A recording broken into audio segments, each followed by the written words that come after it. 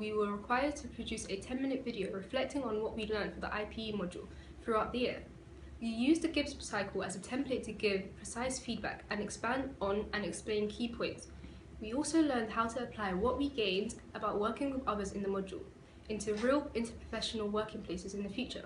The Gibbs cycle is a reflective cycle and can be very useful in evaluating all the phases of experience or activity. The Gibbs cycle has 6 components to it, each playing a part in giving an in-depth reflection. This is easily done as the 6 components are put together by a description, feelings, evaluation, analysis, conclusion, and action plan.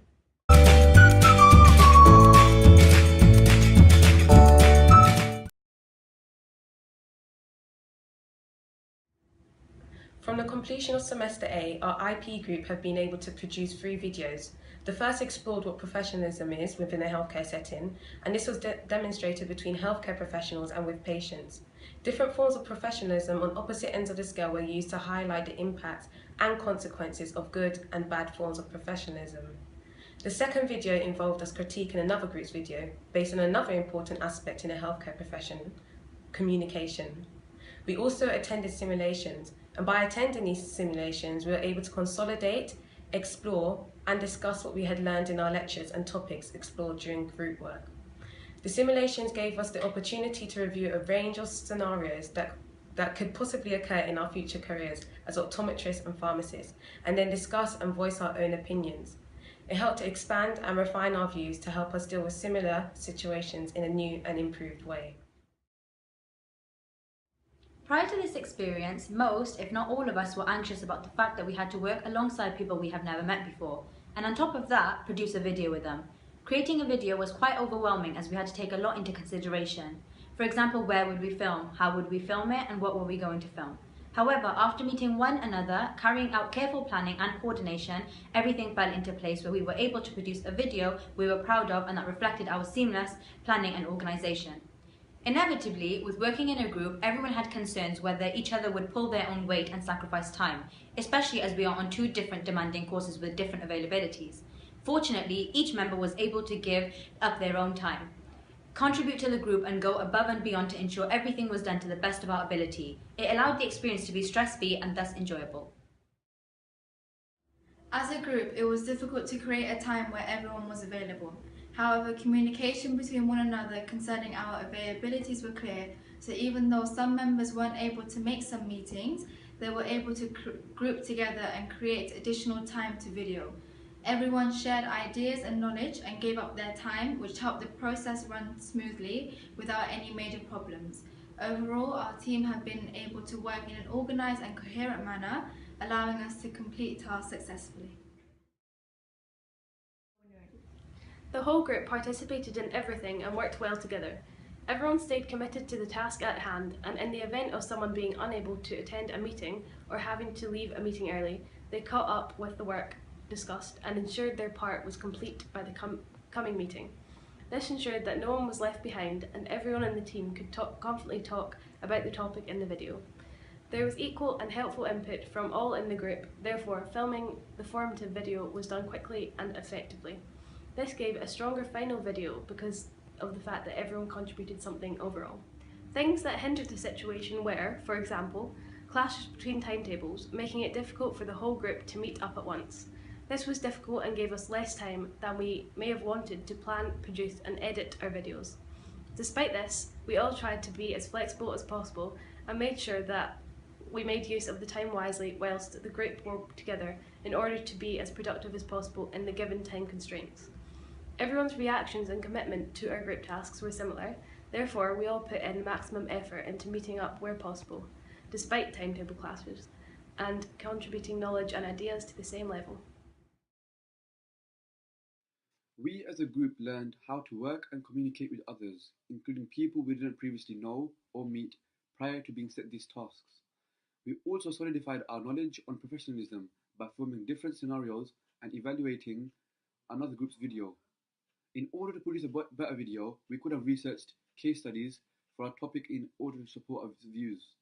However, one thing that stopped us from doing this was the lack of time for meetings and various timetable clashes there were between the pharmacy and the optometry students. If we were to face this experience again, the one thing we would improve on would be meeting times. On multiple occasions, the whole group weren't present and this affected the fluidity of the video. To avoid this in the future, we can plan times we meet based on our timetables where we find free time. This will result in 100% attendance, save time, and enhance the flow of our video. In addition, assigning one person in our group to find extra articles or studies would make sure that we have furthered our knowledge on the topic.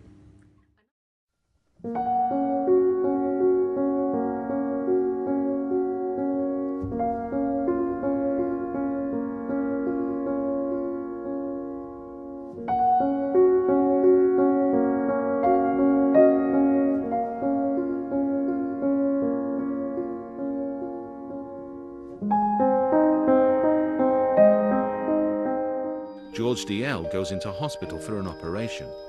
His wife, Christine, goes with him. What they don't know is that the hospital now has one of the highest death rates in England.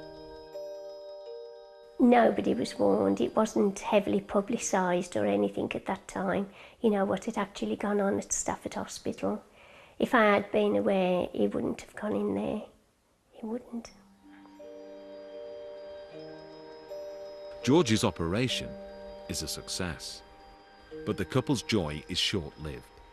His epidural becomes dislodged, leaving him without pain relief for days. He's given the wrong food, making him throw up feces. He's left in soiled bedclothes for hours, and he's too scared to ask his nurse for water. He was frightened to drink. He was frightened that he would actually miss the bed again, because she was so nasty with him when he had to call her. They were just completely left on their own all the time. And if they rang the bells, it was very rare if the nurses or anybody came to see them.